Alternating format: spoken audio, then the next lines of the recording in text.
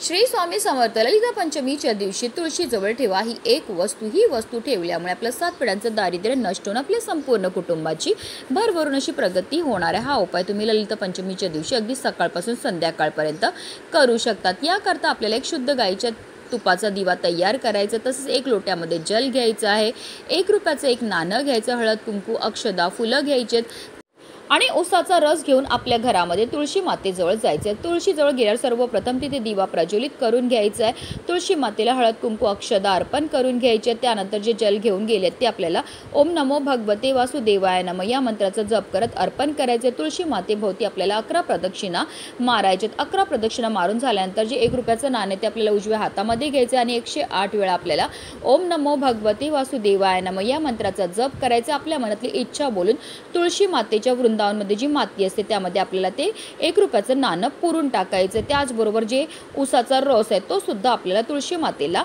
अर्पण करून घ्यायचा आहे। असं केल्यामुळे आपली कठीणातील कठीण इच्छा ही पूर्ण होते। श्री स्वामी